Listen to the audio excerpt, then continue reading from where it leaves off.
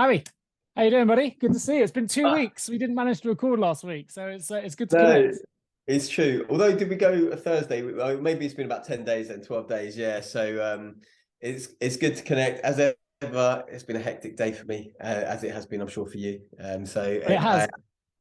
I look forward to our chats though, because it does enliven me and makes me feel like I'm doing something productive with my evening, which is good. So Couldn't agree more. And for those that I won't be familiar with this, the only time we actually do connect to chat is these sessions, right? We don't really speak during the week from the odd WhatsApp exchange. It's the time we get to connect. And talking about being active, I'm a little bit more positive this week than last week. I'm 2 weeks further on in my injury rehabilitation and recovery. And actually, just prior to this, I was editing our last episodes. I've been out. And in there, you said, Nick, with your injury, you could go and swim. You know what I did? I've probably still got the goggle marks for those watching on video. Yeah. I rushed to the pool, got a quick 2K swim in using arms only, and I'm feeling an awful lot better for it. I'm in the mode now when you've done exercise, and I'm feeling upbeat, I'm feeling positive, endorphins are going through. I'm in a good space. So thank you for that. That was your inspiration. Yeah, that's all right. I mean, like I've done very limited exercise today, but I've been on my feet all day. Unfortunately, I've been in the car driving to Southend, teaching all day, but I do about 10,000 steps on my feet in the classroom anyway. But I did go and I had to swap cars with my folks. So I'm training my dad at the moment because he's got mobility issues. So we do some very light exercises. And I don't know if you're familiar with the guy on Instagram, Knees Over Toes. Have you come across this guy? Huge. He's blown up a lot. But I started following him about a year and a bit ago because of my recurrent knee issues and things like that. And actually it's done me some good. So I'm giving my dad some of those really, really, really basic exercises, but I'm also doing my versions there. So actually that was my exercise today, which was a little bit of 20-minute rehab knee work, and that's about it. And then rushing around to get to here. So but I do feel better, and he felt better as well, just after like 20 minutes, like some squats, some little toe raises and heel raises, all that sort of stuff, little basics, things like that. But you feel good after exercise. So do feel good. I was actually well, we don't plan necessarily what we're going to talk about. We tend to see where the conversation takes us. We talk about mindset. On the way back, this is what I wanted to raise, and it's popped into my mind literally in the last 20 minutes. I was driving back from the swimming pool, and I was listening. I'm a Spurs fan for those listening, and you know, apologies for that because we're not the I'm also a Spurs fan, but I can't name any player, and I haven't followed them for about 25 years. But Spurs is my DNA. Okay, well that's good enough for me. Maybe I shouldn't apologize for it based on what I'm going to say next. But I was listening to another podcast, the Spurs podcast, and on there they've got a guest, Lee McQueen, who's actually one of the, I think he won The Apprentice many years ago, and he's one of the. I remember. Yeah, one of the guest speakers on there, and he's a diehard Spurs fan, right? But he said then, and for those not familiar, we've just sacked our manager. The assistant manager's taken over. We're not playing very well. Harry Kane's our star striker, may end up going somewhere else. And for some, it could be quite depressing, right? But what he said on the podcast, and it hit me quite hard when I was driving back, because I usually like his commentary. I quite like what he has to say about Spurs, and I tend to follow him. But he said Nick, he didn't say Nick, but it felt like he was saying Nick, because I was listening to it. He said, guys, the hard thing about being a Spurs fan is that it's the hope that kills you. I went, whoa, wow, that's big, that's deep.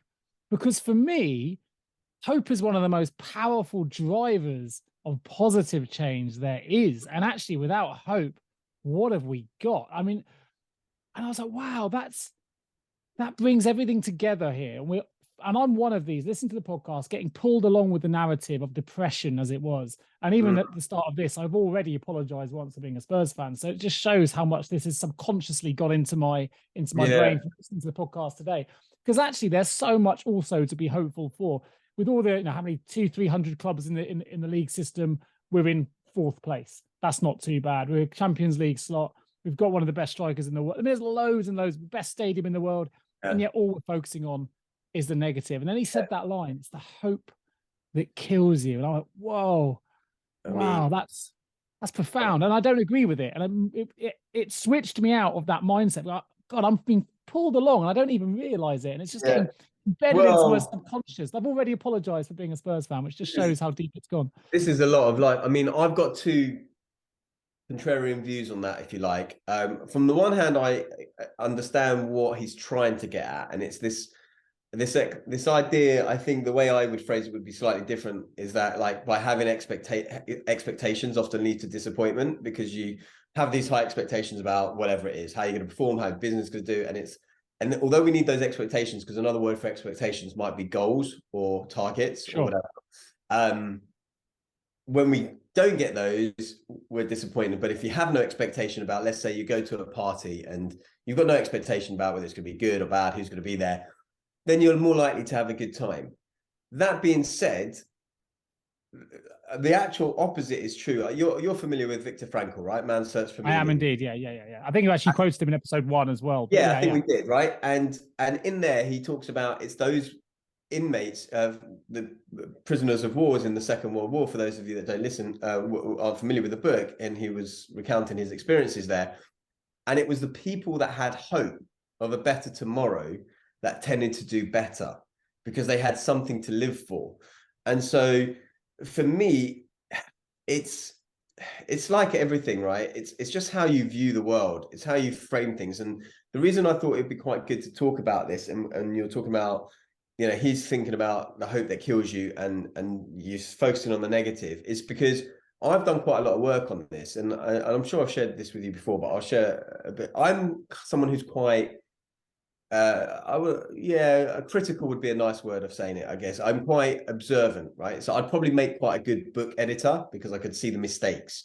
My natural default is to see the mistakes. And actually, when I did some work with Tony Robbins, not personally, but just on his audios, he talks about a primary question, that we all have a primary question that drives us a lot of the time.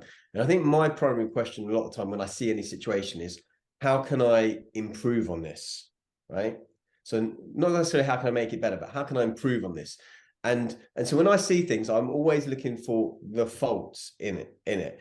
One thing that I did 12, 13 years ago that literally changed my outlook on life, and I continue to do to this day, is I was challenged at the end of a talk, one of the speakers, not challenging me, but challenging the audience, to keep a gratitude journal for 30 days. Yeah. And I started doing that, like 3 things that you're grateful for each day, and started writing that each night in my book. And I did that religiously for 30 days. And after 30 days, I noticed that my whole brain had effectively been rewired, and I'd started to see the positive in situations more. And to the point where I continue to do it, and I do it to this day now. And actually about 4 years ago, I got my family involved, and we do it through a family WhatsApp group as well. So I do my own book and I do a family one, and it's really good. But what it does is what I told a lot of students, and this, I want to share what happened the other day with a student of mine. But the reality is there's both good and bad in the world, right? Both exist. And actually, I was saying to the student, because we were talking about doing feedback, and we have this formula that we use called WIN, right? WIN. So what was wonderful about what you saw in that person speak? And I say there's always something good, even if they didn't say anything, right? They gave it a go, they've got a nice smile, they stood well, whatever. Sure. What could be improved? And then what is nice? What did you notice that was nice? So effectively, and I say 80%, I would say, of your feedback should be W and N, right? What was wonderful, what was nice? And 20% should be stretching them to help them be better. And I said, look, both exist, right? If you want to look for the good in the world, you'll find it. If you want to look for the bad, you know, just go onto Twitter, pick up a newspaper, watch the news, you'll find the bad. The reality is that more good in the world exists than bad. Now, that may be a belief that I have, as opposed to reality, although there is a book I read somewhere which shows how the world has improved innumerably in all sorts of ways, from an objective point of view. But she had a real challenge with this. She was like, no, you know, that's wrong. Like, there's way more bad in the world. This, right, these guys, they're 15 years old. And I said, look, you might think differently, like in 3 times your age, right? Because I thought like that as well. And if all you do is watch EastEnders and the news and go on Twitter, then you are going to think like life is toilet, right? But both exist. And it's what you choose to look at that matters, because that's what's going to be your experience of life.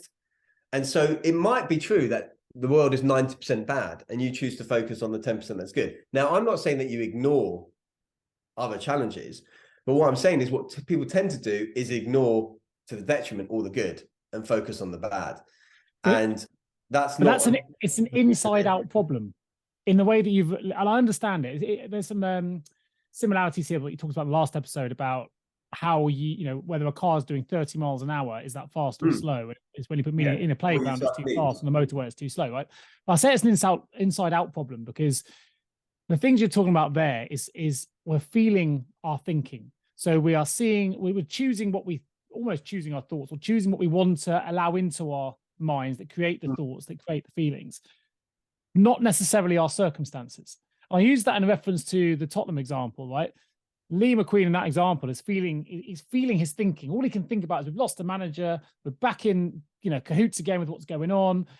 But it's not necessarily our circle. I mean, you might say maybe it's sad that we've lost a manager, that's our circle, but we don't know what the new manager is going to do yet. So he's creating a narrative to say that's definitely bad.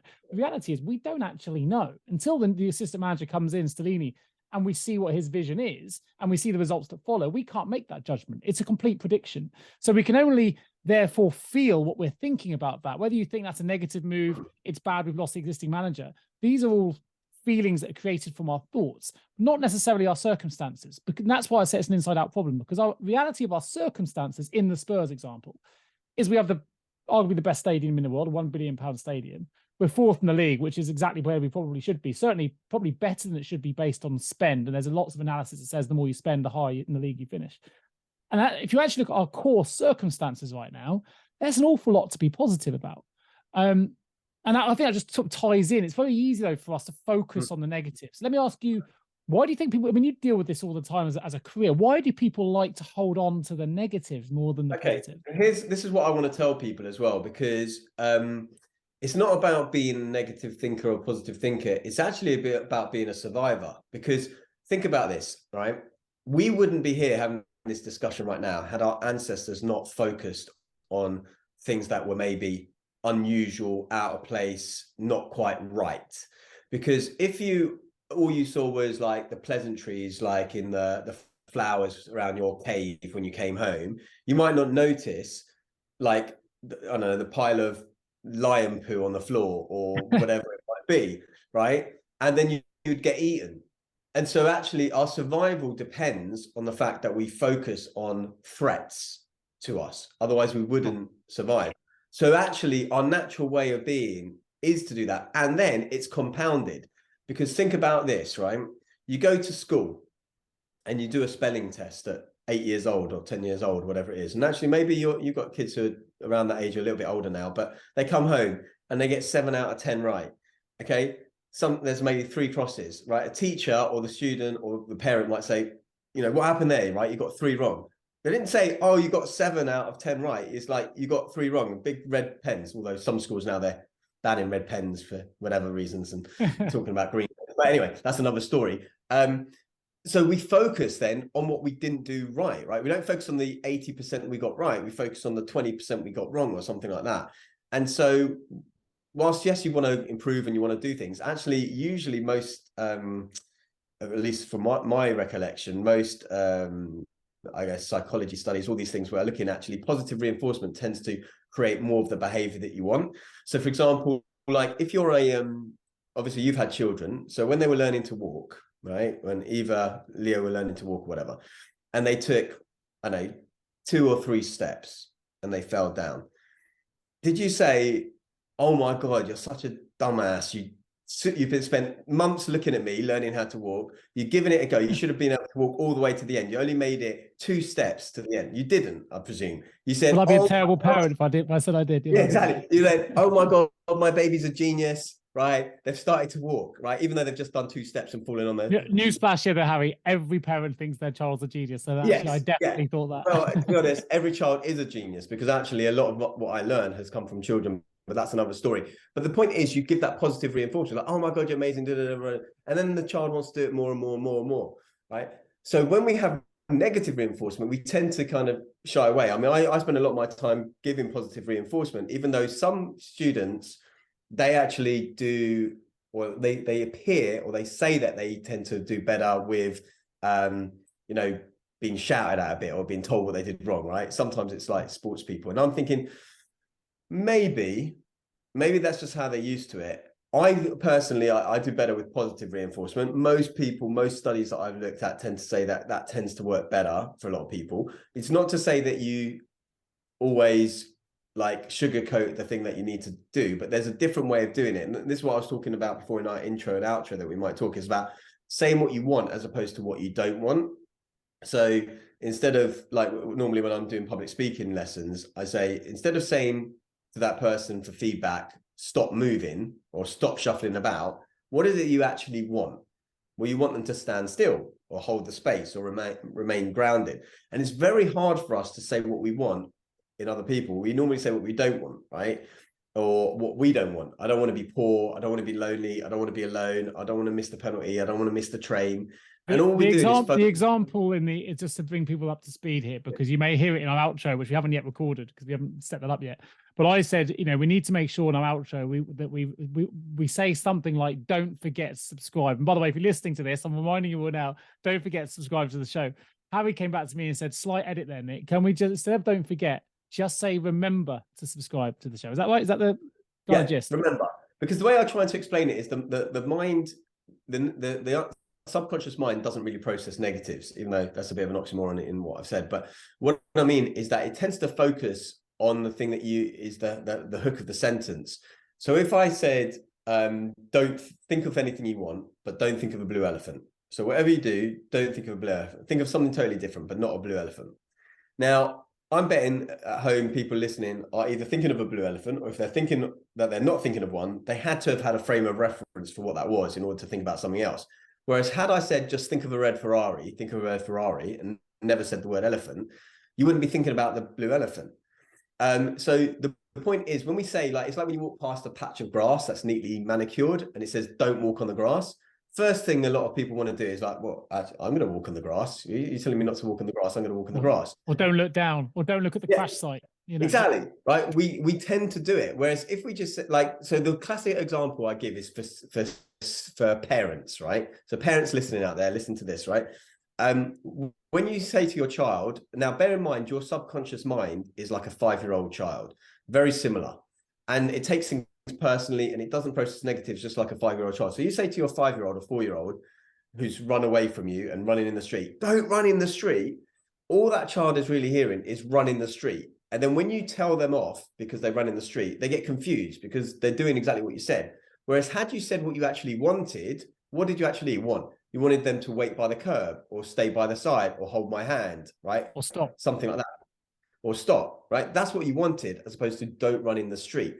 And the way I try to explain this to, like, younger generation is, imagine you're on a mobile phone and you're having a conversation with someone and you say to that person, you know, don't leave your keys at home, or don't leave that jacket at home.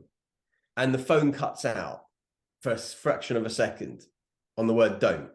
All that person is going to hear is, oh, leave your jacket at home, when you said don't leave your jacket at home. Whereas what you really wanted to say was bring your jacket, as opposed to don't leave it at home. Does that make sense to you? It does. A couple of things I want to unpick from what you've said. One of them, actually, for those listening that maybe work in leadership roles or want to work in leadership roles, obviously I run a business and I'm operating a leadership role myself. So you talked a little bit without knowingly or unknowingly about Pareto's law there, the 80-20. Not everyone may be familiar with Pareto's law, but the idea being the 80-20 equation is prevalent in many things that we do. And what was interesting is you were talking there in terms of productivity and the way that we train. If you are working in a leadership role, it's also true that we sometimes try and do a one-size-fits-all approach to management, but actually 20% of your workforce are often responsible for 80% of the output. So just by focusing on that 20%, actually, you can greatly enhance what you're trying to do. That was just something that picked up when you were talking about it, but also you talked about our ancestors. And I think this was quite interesting. You talked about, I like the lion poo example with the cave, right? But the reality is our ancestors typically suffered with with scarcity. They were fighting to survive. I know you talk about survival being one of your core values, but we are one of the first humans ever since the dawn of time who don't actually suffer, certainly in the first world here in the UK, we don't actually suffer from scarcity in the same way, but it's still really inherent within us to fear for space, to fear for change, because we're still in that survival. And I still think it'll take a couple of generations till we break out of that. I'm bringing it right back full circle to Lee McQueen quote, where it's the hope that kills us.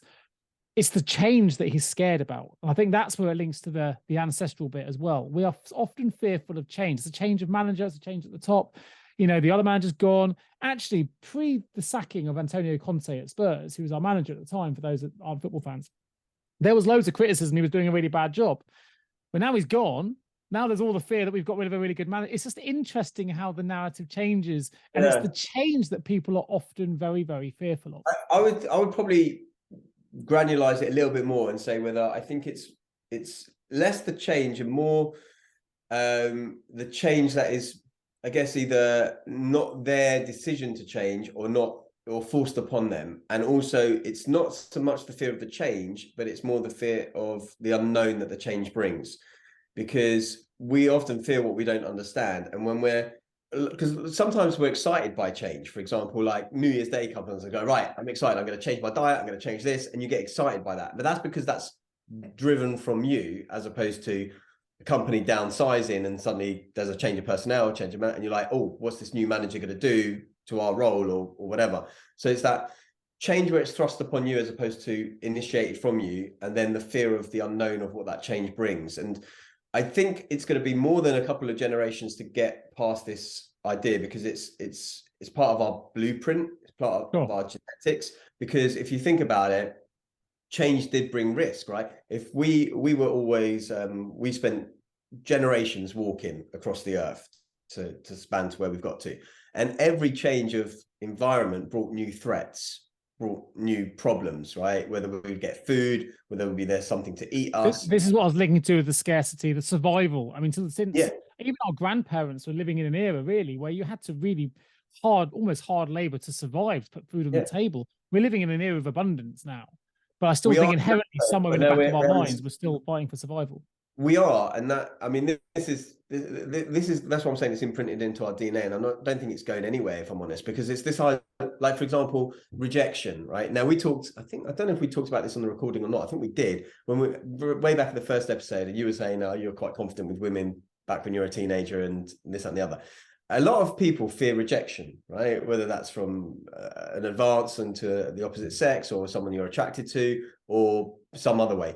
And part of the reason is, like, if you depended on your survival for your tribe of 100 people or 50 people, and you were rejected from that tribe for some reason or another, that meant effectively certain death, because you were like ostracized from the tribe. You had to survive by yourself. And that's why that fear of rejection could be so deep in a lot of us, because a lot of this is part of our DNA now. And I don't think it's going to take a generation or two for some of these things to change, because it's part of what's made us, and it might take a lot longer, right? Obviously, there's always change. I would agree. I would challenge a little bit on the certain death, because I think we don't know this. I still go, we don't know what we don't know.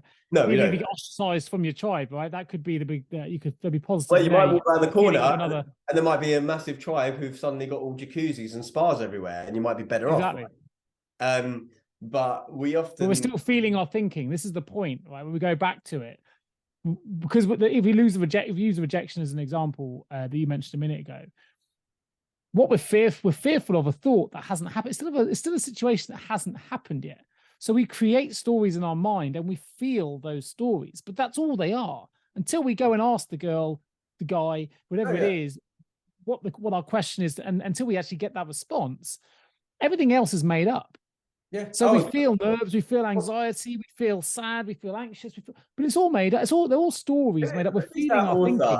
You'll know the quote that I'm going to butcher in a second, but it's like it's quite like a Mark Twain kind of person. But he says, I've experienced many turmoil and strife in my life, some of which even happened.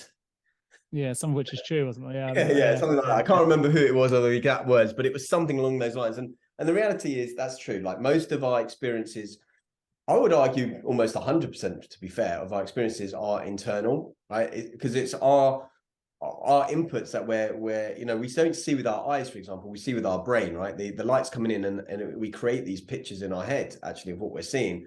Our experience is our reality. But the problem is, I think there's a phrase in NLP which says the map is not the territory. Okay, the map is not the territory. What that means is that your experience, I guess, of the event is not necessarily the event itself. It's just your experience of the event, because we can have different experiences from the same event. And I think it's just such a key thing to understand, because our suffering comes from the meaning that we attach to what we're experiencing or not experiencing. Sure. And so although pain might be inevitable, suffering, I think it's the Buddha said, is optional, or something along those lines. And it's what You we need, you need the pain, you need the yin and the yang to have the excitement, right? I mean, I was moaning last session 2 weeks ago, really angry and frustrated. I picked up an injury, right? And I really was. It's throughout my training. I've not done any running since. I was really quite down in the dumps about it. But it's without those knockbacks, it's the negative that gives you the positive. If everything was always a clear run, if everything always went the way you wanted it, I mean, where do you get your high from? It's coming through. I know it's a cliche, but as you often say, if you hear a cliche, there's often some truth in it. It's coming out of adversity. I mean, it's a minor adversity in the scheme of things, having a quad strain, right? But knowing I've gone through that and then still managed to getting a result at the end of it, knowing that I had a setback, will give you the greater high at the end of that journey. Well, we live in what I call a relativistic universe, right? Nothing means anything except for it's relative to something else, right? You're only cool relative to, like, I don't know, let's say a 6-year-old who's short, right? This is only good relative to something that you consider bad, right? Everything is relative to something else. So the high is relative to a low. If there was nothing to relate it to, then it wouldn't be a high, it would just be a thing. I don't know. So I think that's something really important to understand. There was something else I wanted to jump on, but I've totally forgotten. But I do want to go back to this idea of hope, that kills you, because actually, like we're saying, it's the interpretation of the event itself that can actually then, because the thing is, if you bring your hopes up a lot, like, I've had lots of things like, you have a great meeting with someone and, they're going to publish your book or bring you on a podcast or do this, and then, bring you into things, and then it doesn't work.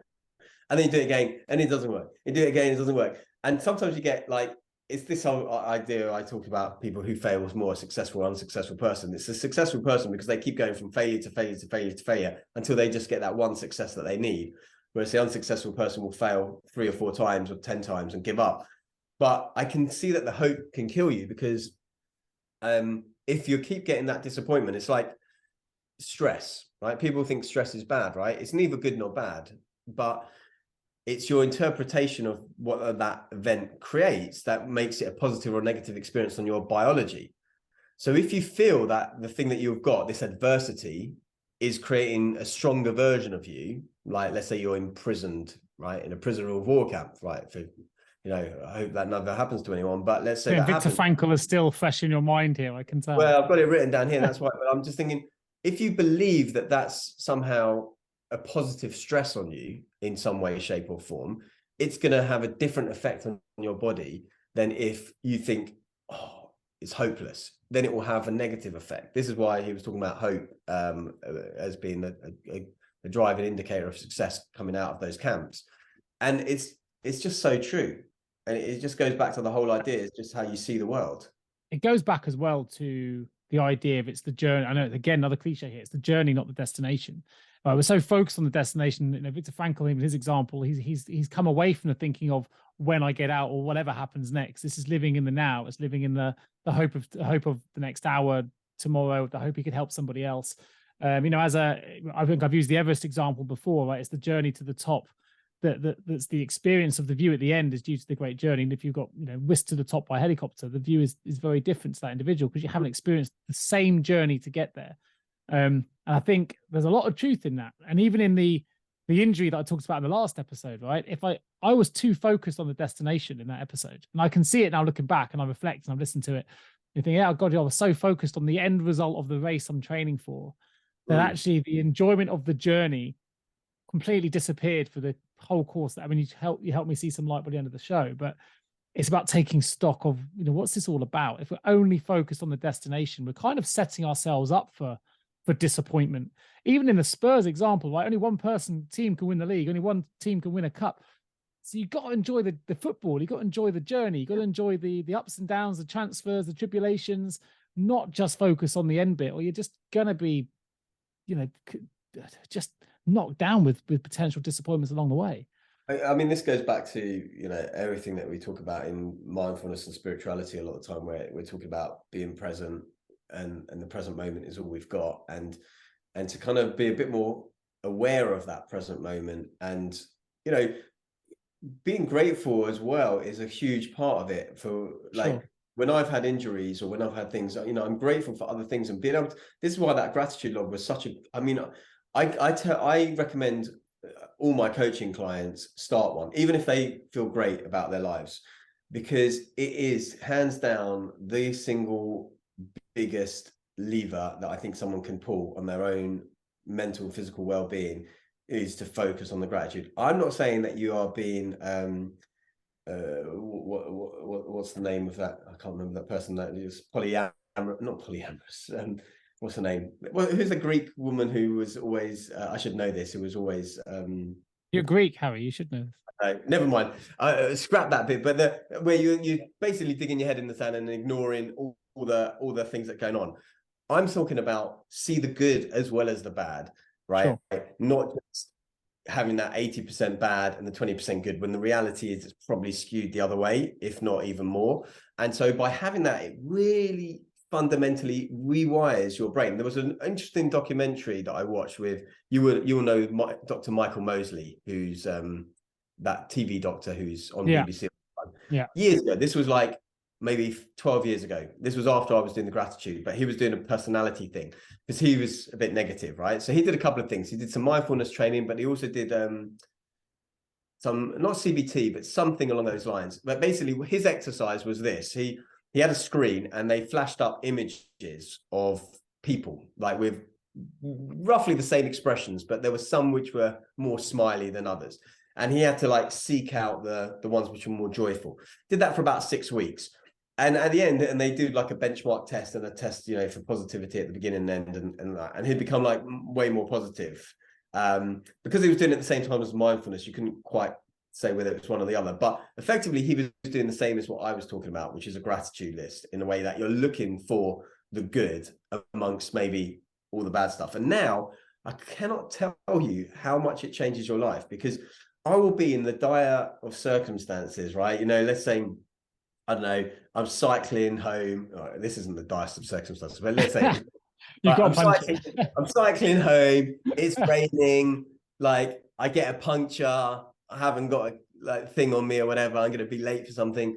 And I'm not going to get really caught up in that moment in the same way that I would have done 10 years ago or 15 years ago. I will think to something good about that. Like, oh, I managed to make it 2/3 of the way home before this happened, at least, as opposed to, oh, I've still got 5 miles left to go. And be like, oh, I can probably fit this bike into a taxi and get home that way. You know, I'll be thinking very differently.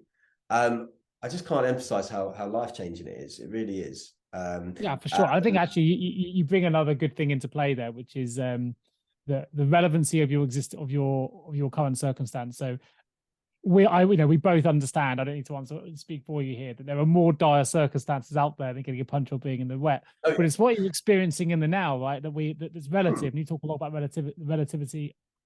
Is that the right word? Yeah, or relativistic universe. But yeah, exactly. It brings up. I love stories, but I don't even know the stonecutter story. It's quite a famous, like a parable, I guess, for one of the things. Stonecutter. So he's a stonecutter for a living, pretty poor, and a wealthy merchant comes around his house selling wares, and he sees this merchant and sees him and goes, "Oh, he's really rich." And as the merchant leaves the house, the stonecutter thinks to himself, "Oh, I wish I could be a merchant. How great my life would be." And somehow he becomes a merchant instantly. He goes, "Oh, this is amazing. I've become a merchant. This is everything I always wanted." And he's going and he's selling his wares as this merchant. And he suddenly sees a king who's being carried along in a big sedan chair, and everyone's worshipping the king. He goes, "Oh, I'm just a merchant. Just imagine how amazing it would be if I was carried along as a king.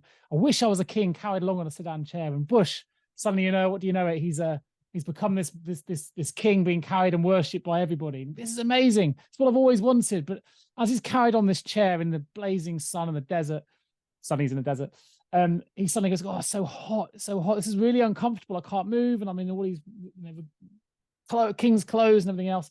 God, the most powerful thing in the world has to be the sun. I wish I could be the sun." And he becomes the sun. And if you know the song, I'm going to continue to the end because I love this story anyway. So he becomes the sun, and he's amazing. He's like powering these rays all the way down. I'm so powerful. And then this big storm cloud comes in, a big black cloud that blocks the rays of the sun to the earth. He goes, "Oh, I thought I was the most powerful thing in the world, but this storm cloud is able to block me. I wish I was a storm cloud. That must surely be the most powerful thing in the world. And he becomes a storm cloud. And he's putting down the storms and throwing the rain on everybody. And he's enjoying himself until a big gust of wind blows him off course. And he got nothing to do to control it. But oh my God, I wonder if the wind could just be the thing I need to be. That's surely the most powerful thing in the world if I was the wind. So I wish I was the wind, and he becomes the wind.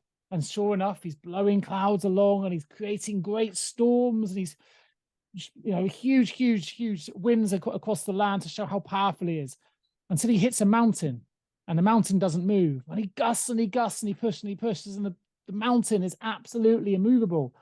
So, wow, surely the most powerful thing in the world is the immovable object of the mountain. And I wish I was a mountain. He becomes a mountain. Anyway, he has this mountain. He stood there nice and tall. But every year he sees this little man come to the bottom of the mountain and chip away and breaks away bits of the mountain every day by day, to be part of a quarry. And eventually the mountain gets chipped and he gets smaller and smaller. Because, I thought I was the most powerful thing in the world. How wonderful it would be to be the person who could chip away at the mountain. And once more, he becomes the stonecutter. I've probably made that slightly convoluted. I may have got the order. I like it. I don't know if I've heard that before or not. It doesn't ring a bell, but it's how we see the world. We always want the next thing until we realize. It reminds me of the phrase that I'm sure we're all familiar with, and it's somewhat similar, where it's like the grass is always greener on the other side of the fence. But the reality is the grass is always greener where you water it, right? And so if you focus on your own garden, that's where the grass will be greener. If you just focus on what you are in the moment, the grass will be greener. You don't have to constantly be. And this brings us to a conversation I want to have another time, actually, with you, which is about things like social media, because I see I've got a real big thoughts on social media, because I see it really being a detriment to teenagers. Well, let's go there now. What is it you want to talk about? I mean, it's a longer discussion in a way, but like what I was going to say in regards to social media right now is that we're constantly looking at other people's wind and sun and rocks and chariots and merchants by doing that. And actually, I don't think I've been on Instagram or Facebook. I haven't really done for years, but like even Instagram for a long time, or even LinkedIn. I'm really bad at social media at the moment, but it's just a window into someone else's 5 minutes that they want to show, and it is constantly creating. And I'm actually much happier by not seeing these things each day or each week or each month even, because I feel way happier from doing that than because otherwise I'm not perfect by any stretch in many things. And one thing I will definitely be comparing myself to is like, oh my God, that person's got a bigger reach than me, or oh, their book's done better over here. And it just doesn't make me feel good. We talked about in episode 1, right? Comparison is the stealer of all joy. Focus on your own garden, as you were talking about earlier, right? Not everyone else's. We've got to remember, social media is all about showing the best version of ourselves in that moment, the windows that we want to show the world, not the real window. My wife has come completely off Facebook. She has a profile, but she hasn't logged in for probably 2 or 3 years. And it wasn't healthy. And she'd look at things, oh, they're living, I don't know, Australia, Dubai, wherever it is. And you see the pictures on the beach.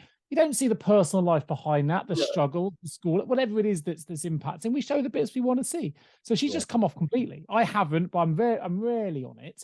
Occasionally on Instagram, occasionally on Facebook, but not a lot. And even when I was on it, I used to do, as Joe Rogan says, post and ghost. So I just post what I want to go and then go off. And most of what I would say is be a creator, not a consumer. Like with many things in life. So 80% of my time on social media will be to create something, 20% to consume. But I tend to years ago anyway, I put a newsfeed blocker on Facebook about 6-7 years ago, like a special CSS file that then just blocks the newsfeed. So I never saw anything anyway. I would just go on to see if any notifications came on. And now I don't even, and I took it off my phone years ago. And you've actually touched upon something there that I think is quite interesting, and that is the consuming. You said creator, not consumer, which I like.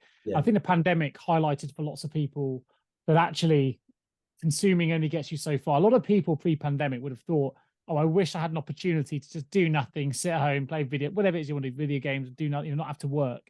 And it didn't take long for people to realize that without that purpose, they actually got very, very, we know mental health went through the roof in terms of mental health being an issue. We all have mental health, but negative mental health went through the roof. where people without purpose struggle. And you call it either creating or consuming, which I like. I would always say that you need to be producing. Purpose comes from producing something, not from consuming something.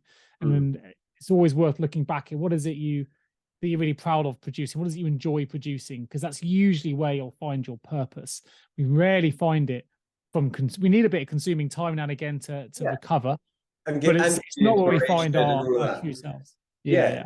And it is about just like, it is getting those numbers, like a bit like the Pareto, right? It's like, okay, 80% of my time is creating stuff, 20% is consuming stuff. That's probably all right. That's probably fine. I'd agree. Where it flips around the other way. And again, this comes back to, I mean, we haven't announced the title of our podcast. I think we're kind of agreed on just about. Yeah. But this goes where we're talking about mindful consumption, or mindful, like doing things a little bit more mindfully with awareness. And I was saying to, my friend yesterday who popped round, hadn't seen for a while, it's like, I was talking about the podcast, and I was saying, like, I'm going to do things that maybe are not always going to be so beneficial for my health or well-being, right? So yesterday I decided to have some crisps and some chocolate, but I'm doing that with awareness, right? So I'm like saying, I'm aware that I don't really want to eat chocolate after 4 p.m. So I had it before, right? And so I'm doing that knowing full well what it's going to do to me if I have a piece of bread or I have this, because I'm aware. So I'm never someone that says, oh, you shouldn't do this, you shouldn't do that. It's just, if you do it with awareness, then fine, you know what's going to happen, you know what's going on, and you're conscious in your decision making. And I think it is about being a bit more conscious in life. You can't always be conscious because it's a lot of work, and actually life tends to go by a lot quicker unconsciously. Otherwise, if we had to consciously think about everything we were doing, it would just be exhausting. I think it's quite interesting, right? Because you and I are very different, and the audience, I'm sure, will get to know that as we go through the shows. And yeah, actually, our values are very, very similar, and the way, our core beliefs are pretty similar, but the way we do things is very different. And I like to, well, I'll say this because I hate this as well, by the way, so I'll preempt it. But both of us hate being put into boxes. That's just, and I did this, I've done this to you a couple of times. I'll say, Harry's vegan, I'm not. And you're the first thing who says, well, I'm not vegan, actually. You live 95% of or maybe that's changed a little bit. But when we last went out, which was a couple of years ago, actually drinking alcohol, which you don't really drink. But I remember you saying to me, I don't really drink, but I'll make a couple of exceptions a year for the right opportunity. And I'm aware that today I'm going to do it. I'm going to have a good time, or, not in this particular instance. And food wise as well, you say I'm vegan most of the time, but sometimes I'll just eat meat, or I'll do something different because I'm making a conscious choice. Yeah, I'll do it consciously. Like so yesterday, I don't eat bread, but I decided that I wanted this naan bread from this place, and I know that what it's going to do to me, right? I know that my sinuses will be a little bit blocked up, and naturally as a result I'm not going to sleep as well, which is not great considering I had to be up and about at 6 o'clock today working. But I wasn't like cycling the next day. Now if I was cycling with you guys, this is why when we do our cycle trip, I won't drink except for maybe on that last night once we've done the actual, because I know what I'm like, and I know that I'm not going to perform. And I mean none of us really do much training for these cycle trips, but I'm not training to do lots of cycling, and I know that I want as many advantages as possible, not like suddenly be dehydrated, have a hangover, and all of this, and then my muscles won't work as well, all of this. But on the last night, we've done all the cycling. I'm just going to get the flight the next day, or normally we take an extra day anyway. Then I'm okay. I'm okay with, and it's not like I'm going to drink massively. And when I do drink, I'm then going to mostly drink, say, like a vodka and soda or something like that anyway. That's going to be fine for me, as opposed to beers and everything else that is basically going to give me a poor head the next day. I mean, this comes with experience though, of course. So for me, it's about, doing that with awareness, deciding what, is the juice worth the squeeze, basically, right? The thought on everyone's lips right now, what's certainly on mine is, was the naan bread worth it? You know what? I think it was, because it was a small effect. It wasn't right. Big enough. Yeah. So you and I had a great night in St Albans. It was, and I remember, I was don't really pressure on you at all. We were going out and we had a fair number of drinks. We ended up in a club dancing away, and it was that was ages ago, not the one a just long now. time ago. I remember you telling me it's always stuck with me. Because you said it was like I only, probably ever let myself go up this once, maybe twice a year, and you're making a conscious. You're going to feel rough the next day for various Yeah. That was minus for reasons. Moo's birthday, I remember, and I think I stayed Yeah, over at yours you did. that night, and we went for a bit of a walk, and that was back in the day we were doing those. Yeah, I'm the other way around. Like, I loved a glass of wine and Well, many this is evenings in what I don't town. understand about you, right? And I never have done. And this is, I think, where it comes to that mindset. Is like you'll go out, like, and the drinking on the trips got bigger and bigger because it used to be like at the beginning in It London, did, yeah. perhaps it was By like the the end, it last was by the ride, drinking with a bit of and then cycling. it became like from like before the first ride. And you'll go out and you'll drink and you'll have, I don't know, not ridiculous amounts, but you'll go and have like 3 or 4 large beers or maybe even more. And then you'll still be able to cycle and be at the front of the pack the next day and do it with nothing in your, like one water bottle, right? I've got 275 or 750 ml water bottles top to the brim. Nick's got this one 500 ml water bottle with probably Coke in it or something like that. I don't know what Coke, yeah, usually. get Diet Coke or something, and no water. And he's had like 6 beers the night before, and has eaten a massive baguette for breakfast at the hotel or something. Like, and we're in Croatia. It's like 40-degree heat, wasn't it? It was hot. Yeah, and he's like, he just goes for it, and it's like your brain doesn't register that your body might be, or maybe in some level of situation. I don't know. It's like they're working differently, and you're just like, right, I'm going there. I'm just doing it regardless of what my body says. I don't tend to get thirsty. I think there was a mutiny, wasn't it, in Croatia? But not just the thirst. I mean, like what the muscles, the everything else must be less. Well, they probably are. I mean, I get tired, cramp, whatever. But I remember there being a mutiny on that particular trip where Rod, who was along, was going, Nick, we need to stop. People are going to start dying if they don't get water. I was like, I remember that oblivious. one.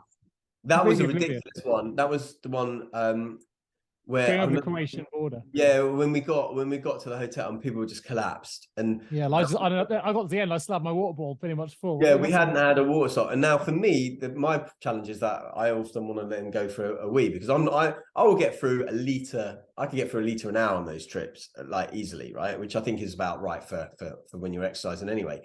But then I always need the loo, and I'm like, and then we'll go and do a hill climb, and I want to make sure that I drained my bladder a little bit, and then I'll start, and I'm already starting like 100, 200 meters behind everyone. I'm like, oh. Well, actually, I've got a lot better. I mean, I don't know if anyone else is into athletics or event, running, triathlon, whatever. But I knew it was an issue because I don't get thirsty. But of course, it has an impact on my physiological system, my ability to perform. And because I don't get thirsty, I can't always identify when my body needs fluid or needs to be hydrated. I can make a guess at it, and I've got better because I know it impacts performance, particularly over long distance events. So I'm doing Ironman events, which are 3.8k swim, 180k bike, marathon to finish. If you don't hydrate, you're in trouble. So I went and got a sweat test done by Precision Hydration, and actually they measured how much salt I lose in my sweat and how much I need.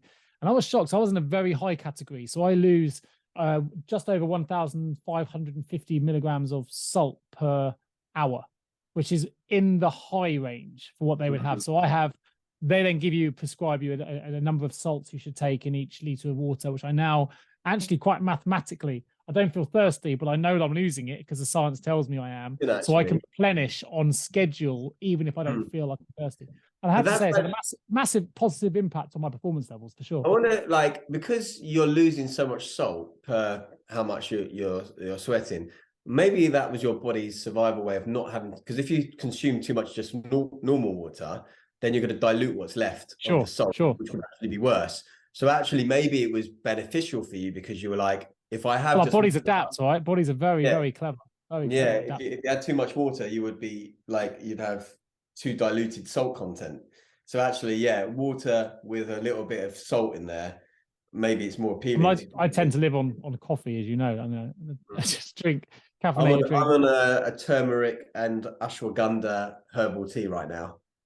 Very good. I notice the lack of shock on my face with your. I suppose it's not a smoothie. Harry is someone on the cycle tours. He brings a smoothie maker with him and creates his own smoothies. And just before I got on the call, I prepped my vegetables for tomorrow morning because I was like, get that done before we get on the call. So I'm all ready to go tomorrow. Smoothies ready, like the powders are ready, the vegetables ready because I need to be out early doors tomorrow. So yeah. I remember just bringing it back to the alcohol piece, and I do drink I love, one of the things I look forward to. You work hard. I look forward to a glass of wine with my wife in an evening. It's kind of like a little celebration, a little bit of, and I don't know. There are some studies that say a glass of wine is good. I'm sure that could be debated, but I enjoy it. It's good for my well-being because I enjoy that time with my wife. Yeah.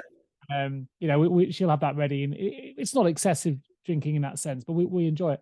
And I remember going away to, I think we were in Ohio, so I used to do a lot of obstacle course racing, and it was the World Championships. And I remember going out with, my wife was there, she flew out with me, and with a group, I was competing, and we went into a restaurant. And bear in mind, we're in a new country, new place, new restaurant, and everyone else got out these Tupperwares of seeds and nuts and all this, I would say performance enhancing but legal diets they were having pre-race.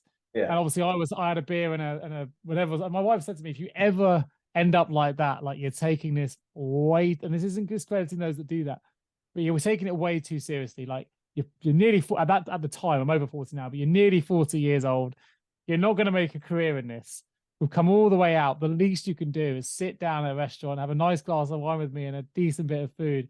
If I had to start making nuts and seeds and Tupperwares for you, then this. At the start, that would be over. That would be over. Yeah. What I would say is, I still think, like, and I say this all the time, like, if you just optimize that nutrition, optimize that water, forget amateur levels, you'd be up there with the pros, I'm sure. It might be true, maybe. We don't know because I'm not going to change that. But there's a little bit here that I think is worth holding on to, which is about prioritization.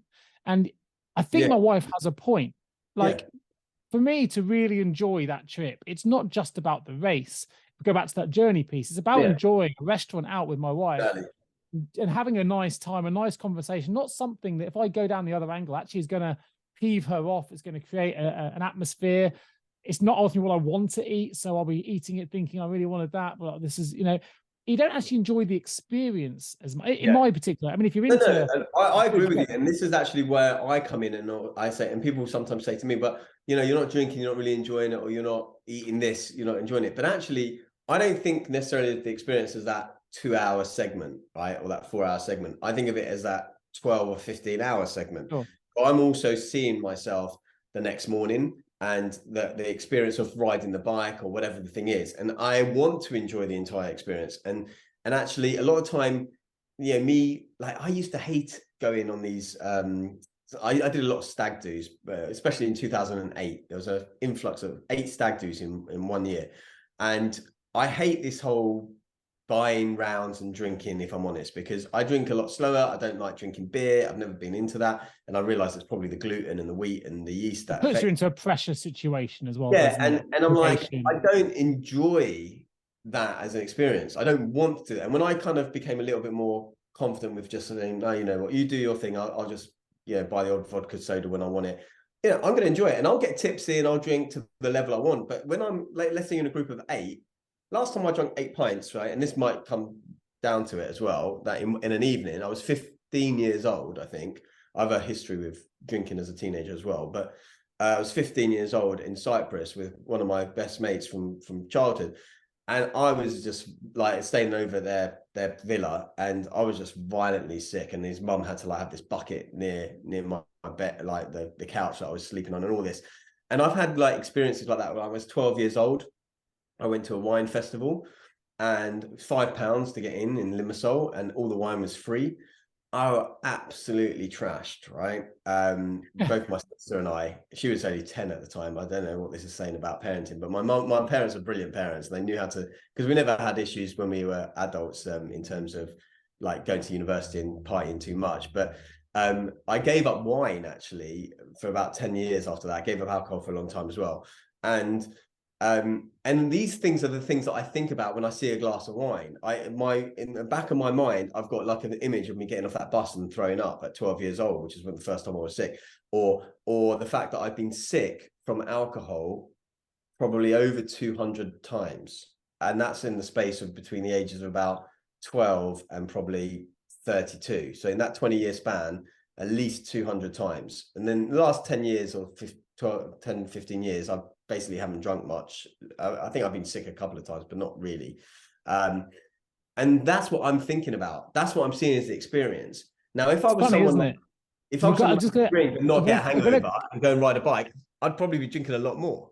I'm going to But come I in see because we've that. gone full circle, and I'll tell you for why. And this is about thoughts controlling our feelings. So for you, the thought of a glass of wine, or thought of wine, will drum up past experience, images, feelings, all those emotions that your body's able to create, because your thoughts create your feelings, right? And even that's you're reminiscing on a thought and remembering, and there's emotional memory in there. And for you, it's relatively negative in terms of connotation of what it brings back. So there's a story for me which does the complete opposite. It might be why I mentioned wine, because actually sometimes we'll enjoy an old fashioned, we'll have a gin and tonic, but wine is always the one I think of in terms of positive emotion. There's a story that I'll tell. It was told to me when I've got two kids. We used to go to NCT classes, and the leader we had in that class said a story about looking after your partner when it gets stressful being a parent, right? So the story she gave is, let's say you've had a really hard day at work, and I don't know, I've been working all day, you've had complaints to deal with, you've had to sort of firefight, someone's maybe handed a notice in. It's just been a really, really bad day. We tend to get very focused on how it's impacted us, right? And then you get home, the first thing you come back to, you got your kids crying, and you got to try and, maybe a potty training or whatever's going on. It's just, you come out the fire, and, fire pan into the fire. And then, so what you do to get over that is you pour yourself a glass of wine, right? And think, right, that's it. I just need to chill out. So the key to this is, we have no idea what our partner's gone through. Now, maybe they've been at home with the kids all day and they've had a nightmare as well. The kids had a tantrum in the supermarket. There's been meltdown. I don't know, the internet went, or the washing machine broke, or maybe they've been at work in the car, but whatever it is, we have no idea. But we're so focused on ourselves, we pour ourselves a glass of wine. What she said is, beautiful thing to do if you're a wine drinker is, when you come home from that terrible day with no understanding of the other person, by all means pour yourself a glass of wine, but always pour two, and just leave the other one there. So when your partner comes home or sees that, sometimes it's all you need. I've had a really bad day, and I walk in now. My wife and I are both there for the same conversation. I probably haven't worded it very well, but even now, if I've been out for the day, I'll come back and there'll often be a glass of wine there for me. It means, A, I know she's already poured herself one, TikTok, but two is, she's also thought of me in that moment with no idea of what my day has been like, but she knows if it's been crappy, that'll just ease the tension. And we try and do that for each other. So for me, and we always do that, it's like we have a little nod to each other now, even though we've done it thousands of times, probably with a little nod. Yeah, she's thought of me, or I've thought of her. And it's nice, it's warming. And now for me, the connotation of a glass of red wine is, for us, it's just, it only has to be one single glass, but it shows and means a lot more than just the wine itself. It's representative of a thoughtful partner, of the stress of the day dissipating, or focusing on you talked about present earlier, suddenly being present in the room and coming out of the hells of the day, and just going, not all days are like that, but we're making the assumption, of course, when we pour that second glass, that we don't know what the other partner's day's been like. So if we assume it hasn't been great, this is the way to ease that tension. And it's just a lovely way to start an evening. But interestingly, and you talked about this earlier, the people with the reference to social media, people really struggle to be in the present. And what that does, that single glass of wine takes me immediately into the present. It's like, okay, I haven't poured it myself. It's there when I come into the door. It's a bit like, I'm going to reference something else now, but we've got two dogs. You've had a terrible day. You walk in. If you've got a dog, they give you the best welcome. They have no idea what day you've had. All they know is, best part of their day is seeing you. And it's just transformative what that can do for you. If you allow that in, somebody come in frustrated, get out of my way. If you allow that warmth in, that excitement in, it's overwhelming. And it's overwhelming because it takes you into the present. Yeah. Immediately, bang, I'm here. And you breathe, and you stop, you take stock, boom, red wine, dog, whatever. There are no problems in the present. This is like the old, what's his name? Who's the guy with the Eckhart Tolle, the one with the weird voice? Eckhart Tolle, Power of Now. You must. I think I do. Oh, I know the Power of Now. I do. Is that okay? Yeah. So Eckhart Tolle, he's got a funny voice, but anyway, his book became very popular once it got on Oprah's book club. But he's often talking about, this thing called the pain body. But he's talking about that there are no problems in the now, in the present moment, because usually your problems are, what's going to happen if I don't pay this bill, or what's going to happen? It's in the future, or you got, in the past where you have feelings of regret or whatever. But actually, in that moment, right then, yeah, what is the problem? And And in the now, you've always got options. I mean, the benefit of hindsight is another cliche, right? But we know what we would have done, and because we've already seen it happen, we learn from those mistakes. We don't know what's coming, so it's easy for us to get anxious about what we don't know. But actually, in the now, you've always got options. In any circumstance, you've got options in front of you at any moment. If you're living in the now, if you breathe, that's an option. Just sometimes, just to slow down, to speed up. I tell people, breathe. Breathe. Right? It brings you. It's the one thing that brings you into the present. Right? You focus on that breath, and then things disappear. And it doesn't mean that you ignore the things that you need to deal with. It just helps you approach those with a better vision of what you might need to do, as opposed to, because if you're in that stress state, you become into that primal fear brain side where you can't make proper decisions. And actually, I think a lot of decisions in the last few years have come from governments and places in a fear state, right? There was a lot of fear, and actually we're going to see, and we're not going to go into this today, or maybe even at all in future podcasts, but as people start to unravel the situations that have happened over the last few years and decisions that were made and actions that were taken, it was evident to me right from the beginning that people were thinking from that primal instinctive brain. I can't remember, Daniel Kahneman talks, I think, against system 1 and system 2 thinking. That system 1 really fast thinking. I think it was Thinking Fast and Slow, that book. That's right. Yeah. Where that, you kind of that knee-jerk reaction almost with that, I've got to do something, I've got to do this, right, whatever it is. Even though actually, if you just step back and you think about this, look at the data, look at this, what is all this saying? You come to it from a different approach. You come to it from your, what I call the person brain, which is the outside part of the brain, the prefrontal cortex, as opposed to the primal brain, which is that kind of central part of the brain. And I think when you're in that center brain, which you do get into when you don't breathe properly, which most people don't do, then you're going to come at things without real cognitive powers. Well, I mean, as soon as adrenaline starts going, we hyperventilate and we panic, and our breathing quickens, our thought process change with it, right? So that's something that is just knowing we have fight or flight, and everything quickens, our heart rate quickens, everything starts to. Yeah, and the idea is to kind of like, it's hard sometimes to be in the moment and then remember to breathe. But the reality is that because breathing is your most primal instinct, it's the first thing you do and the last thing you do, like in life, effectively. Once you can just snap into it for a second, because I felt this actually earlier, interestingly enough, as I was like seeing, it's 7:20, 7:38, and I was like, how much can I get in before that 7:40? Because I sorted out the veg, and then I had to clean up everything from before. And I've noticed, and when I get stressed, I notice tension, specifically more on the right side of my neck, but also on the left, but mainly on the right. And I could feel, and I used to feel this a lot more, but in the last 12 years, I haven't. But whenever I get stressed, the first thing that is the telltale sign is this thing. And I'm like, okay, breathe. I get it at the back of my neck.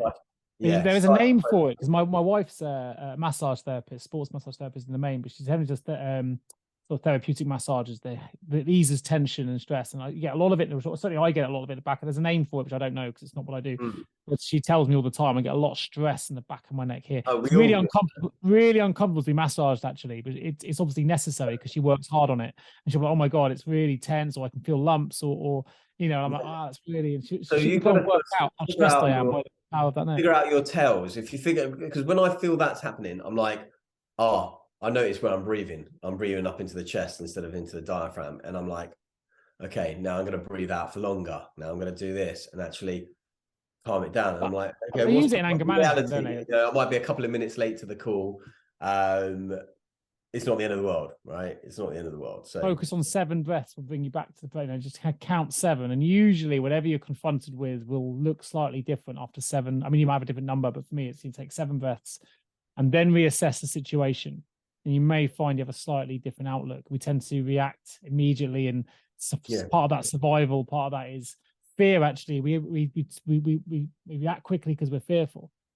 You use the word fear, and I've got an algorithm for that, which is fear is typically anxiety plus uncertainty. If you've got those two things together, it creates fear. We can often be anxious, but not fearful, or we can be uncertain, but not fearful. If you have those two things together, it creates what I would argue is fear. And that's the bit that I think, if I'm fearful of something, I'm like, okay, what is it I'm fearful of? What am I anxious about? What am I uncertain about? Take a breath, try and come back and slow down to speed up. So I'm always telling myself, because I'm 100 miles an hour, I speak fast, read fast, I go everything 100 miles an hour. So it's something I have to reframe regularly for me. I have to really, this is me. You know, I'm going to lose myself. I'm going to make a decision I'm going to regret. I'm going to lose the group I'm with, or the message won't get across if I go too fast. I've got to slow it right down, slow it right down. And if there's something I'm confronted with, I don't tend to get too fearful of most things. I'm quite a confident individual. But if I do have fear of something, I try and rationalize it. What am I anxious about? What am I uncertain about? Can I remove one of those two things? If I can remove the uncertainty, that'll take away the fear. I'll just be anxious, and then I'll work on the anxiety. Or if I'm anxious about something and uncertain, can I remove the anxiety and keep the uncertainty and then work on that bit? And I can kind of break down the equation, which is what I've created in me that I believe fear is. And sometimes it just makes things a lot. It's all about slowing it down, not looking at it as one big beast, but going, okay, let's break this down. What are the things that I'm uncertain about, and can I make small adjustments here to reduce that uncertainty? Okay, I can get support from my wife. I can speak to her about X, Y, and Z. Okay, that removes the uncertainty. But what am I anxious about now? What are the things that I'm worried about? Okay, it's other people's reactions to something, or maybe they'll think I'm rubbish or whatever. Okay, what can I do I'll prepare better? I'll converse with someone like yourself. I'll sense check it, and eventually you move those two things, and you can go in with full confidence. And it just takes sometimes breathing, settling in the now, being gentle reflections can be really helpful as well in that regard. And that's all about slowing down. Yeah, exactly. Slow down. My son's just walked in to say goodnight. Hey. Good night, I don't think I've seen him in about 5 years, 6 years when I came round. 9 years old now. 2017 or 18. 9 years old now. Wow.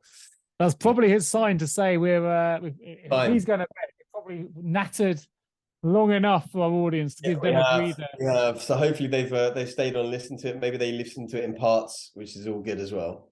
So. Good place to leave, though, I think. If it's just a message, slow down, speed up, focus on the now, breathe. Remember that we started this podcast episode with the idea of Lee saying it's the hope that kills us. And actually that's a thought, and changing that thought process. It's the thoughts that control our feelings, the meaning you put on them, as you always say, Whatever you choose, it means, maybe it will, maybe it won't. What are you going to choose it to do? Yeah. It's like it's like Neo, right? Where in the Matrix, where he's like, they can die out there because the brain thinks it's real, right? There you go. Absolutely right. Yeah. We don't always want to be the stonecutter. As talking about social media, it's always easy to look at others and think, I want to be that. But actually, we forget to think about how good it is we've got it right now. And it took him all those moves to understand that actually stonecutter is what we always wanted to be. But there we are. Been a good chat, buddy. I've enjoyed it. Good. Yeah, nice one. All right. That reminds me to put another book on the list of the ones we've got to talk about, which is The Alchemist, which is very similar to that stonecutter story. There we go. Okay, I'll look it up. I've not read it myself, so there we are. Paulo Coelho. Yeah, I know the book. I'll add it to my reading list as well. Good stuff. All right, Harry. Take care, buddy. Take care. Bye-bye.